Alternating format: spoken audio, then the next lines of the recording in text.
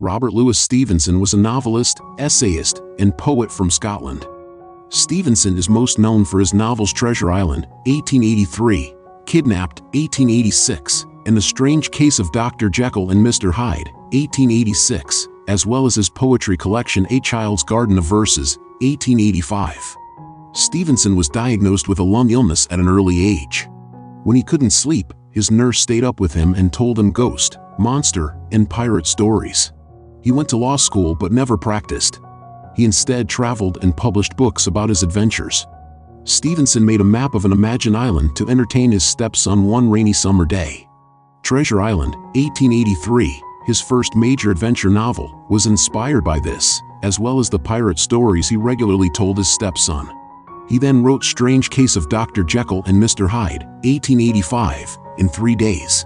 Stevenson became wealthy and renowned as a result of his two works. Stevenson spent the remainder of his life traveling and seeking of a suitable environment to improve his health. He suffered from illness throughout his adult life and did much of his writings from his sickbed. Despite criticism in the early part of the 20th century, Stevenson is now one of the world's most translated authors. Ethics are my veiled mistress. I love them, but know not what they are. Since hate poisons the soul, don't cherish enmities or grudges. Avoid people who make you unhappy. Anyone can carry his burden, however heavy, until nightfall. Anyone can do his work, however hard, for one day. Anyone can live sweetly, patiently, lovingly, purely, until the sun goes down. And this is all that life really means. I know, I don't care to die either. But when whining mendeth nothing, wherefore whine? It is always a bad sign when the lower classes laugh. Their taste in humor is both poor and sinister. Bear up until you see you're gaining.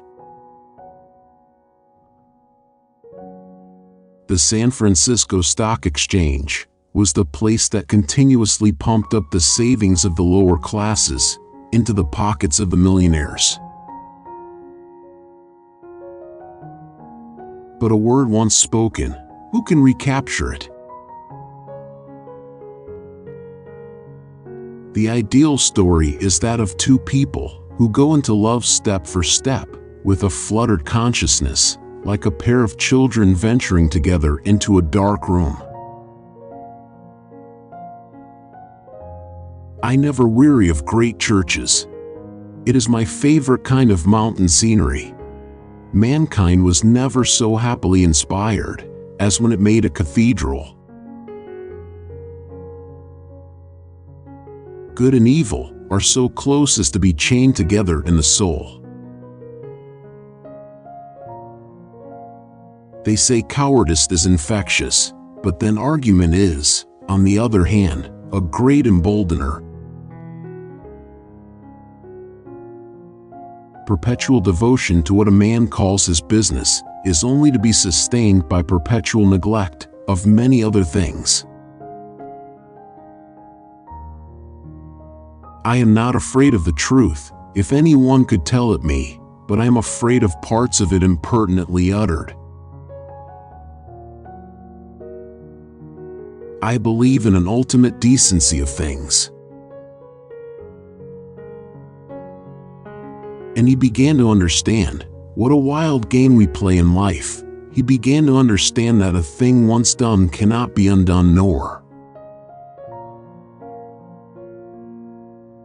Extreme busyness, whether at school or college, kirk or market, is a symptom of deficient vitality. You can forgive people who do not follow you through a philosophical disquisition, but to find your wife laughing when you had tears in your eyes, or staring when you were in a fit of laughter, would go some way towards a dissolution of the marriage. The essence of love is kindness. I am told there are people who do not care for maps, and I find it hard to believe. Most of our pocket wisdom is conceived for the use of mediocre people to discourage them from ambitious attempts and generally console them in their mediocrity. Everyone who got where he is has had to begin where he was. What seems a kind of temporal death to people choked between walls and curtains is only a light and living slumber to the man who sleeps afield. I am in the habit of looking not so much to the nature of a gift as to the spirit in which it is offered. To be truly happy is a question of how we begin and not how we end, of what we want and not what we have. Chill, you can give without loving, but you can never love without giving. Every man is his own doctor of divinity in the last resort. We must go on because we can't turn back. To be wholly devoted to some intellectual exercise is to have succeeded in life. Life is not a matter of holding good cards, but of playing a poor hand well. It is not likely that posterity will fall in love with us, but not impossible that it may respect or sympathize, so a man would rather leave behind him the portrait of his spirit than a portrait of his face. I have seen wicked men and fools, a great many of both, and I believe they both get paid in the end, but the fools first.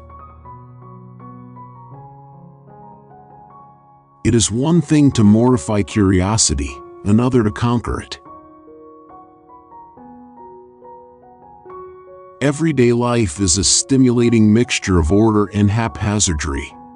The sun rises and sets on schedule, but the wind bloweth where it listeth. There are no foreign lands. It is the traveler only who is foreign. As in all other places of resort, one type predominated: people in the prime of youth, with every show of intelligence and sensibility in their appearance, but with little promise of strength or the quality that makes success. Don't judge each day by the harvest you reap, but by the seeds that you plant. When a torrent sweeps a man against a boulder, you must expect him to scream, and you need not be surprised if the scream is sometimes a theory. Marriage is a step so grave and decisive that it attracts light-headed, variable men by its very awfulness. Man is a creature who lives not upon bread alone, but primarily by catchwords. When we look into the long avenue of the future and see the good there is for each one of us to do, we realize, after all, what a beautiful thing it is to work and to live and to be happy. The man who has forgotten to be thankful has fallen asleep in life. To be overwise is to ossify, and the scruple-monger ends by standing stock still. This grove, that was now so peaceful, must then have rung with cries, I thought, and even with the thought, I could believe I heard it ringing still. All sorts of allowances are made for the illusions of youth, and none, or almost none, for the disenchantment of age.